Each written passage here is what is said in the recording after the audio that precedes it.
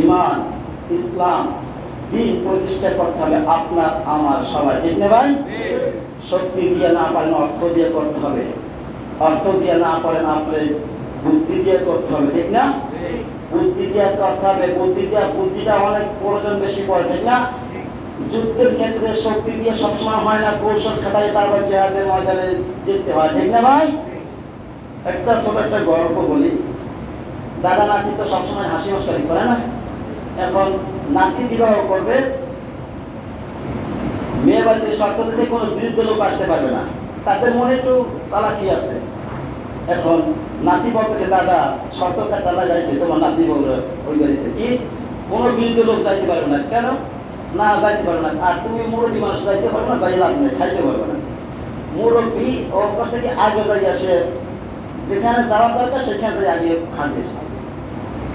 এখন বর বাড়িতে গেলে একটু চালাকি হয় না, একটু দুই পক্ষে একটু মজা করে, হাসি মস্করি করে, হয় এইরকম হয়। এখন খাবার দিছে, সবার সামনে খাবার দিছে, আর হাতের এই কবজি থেকে শুরু করে এই পর্যন্ত একটা বাঁশের ছটা অথবা যে কোনো একটা লাঠি এইরকম বেঁধে দিছে।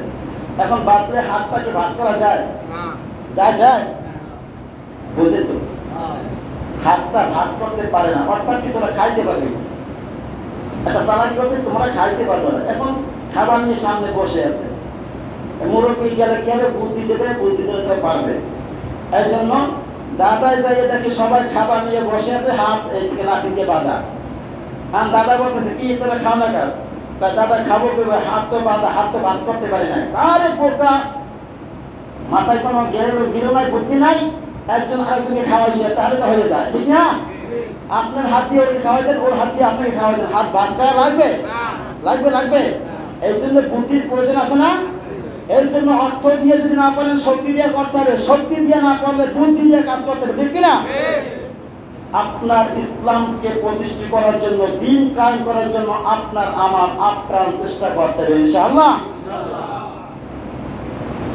যখন সমস্ত শহীদদেরকে এক জায়গা করা হয়, ওই উমাইর রাদিয়াল্লাহু তাআলা মুতাকে আনা হলো। সাহাবীরা বলল, ইয়া রাসূলুল্লাহ, ইয়া হাবিবাল্লাহ, এই সেই উমাইর, আপনার কথা শুনে হাতের খুরমা খেজুর খাবে, দেরি হবে, এই চিন্তা করে খুরমা গুলো ফালাইয়া দিয়া জিহাদের ময়দানে আয়া শহীদ হয়ে গেছে এই উমাইর।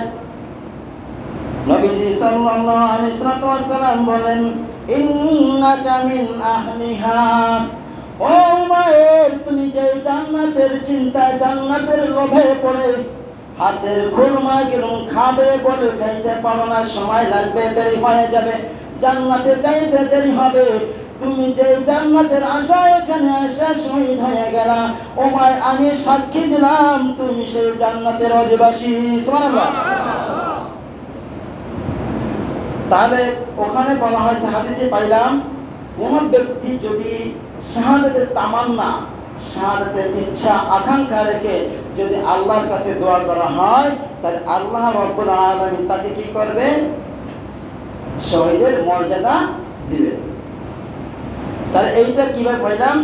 তিরমিজির হাদিস 1657 নম্বর হাদিস, তিরমিজির হাদিস 1657 নম্বর হাদিস।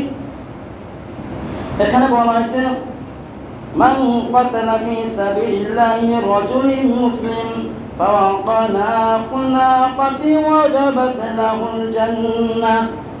নবীজি সাল্লাল্লাহু আলাইহি ওয়াসাল্লাম, কোন ব্যক্তি ইচ্ছা আকাঙ্ক্ষা মনের ভিতরে চিন্তা চেতনা থাকে, সে শহীদ হবে, আর সে যদি যুদ্ধ করে কতটুকু সময়, একটা উষ্টির দুইবার দুধ দহন করতে যত সময় লাগে, কত সময়? দুইবার দুধ দহন করতে কত সময় লাগে? খুব কম সময় লাগে। এই সময়টা পরিমাণ যদি কেউ জিহাদ করে, যুদ্ধ করে, লড়াই করে, সংগ্রাম করে ইসলামের পক্ষে, ইসলাম প্রতিষ্ঠা করার জন্য, দিন কায়েম করার জন্য, সে যদি মৃত্যুবরণ করে, সে কি শহীদ? সে কি শহীদ? তাহলে উমাইর রাদিয়াল্লাহু তাআলা কতক্ষণ লড়ছেন? হাই ধরলেন, 1 ঘন্টায় লড়লেন, 1 ঘন্টা পরে তিনি শহীদ হয়ে গেলেন। আর নবীজি তিনি সাক্ষী দিলেন, উমাইর, তুমি যে জান্নাতের আশায়, যে জান্নাতের লোভে তুমি এত কিছু করলা, তোমাকে আমি সাক্ষী দিলাম তুমি সেই উমাইর জান্নাতের অধিবাসী। সুবহানাল্লাহ। তাহলে সব হলো কি অন্তরের ভিতরে নিয়ত, কি নিয়ত, আমি কি করব, ভালো নিয়ত করি খারাপ নিয়ত করি, সেটা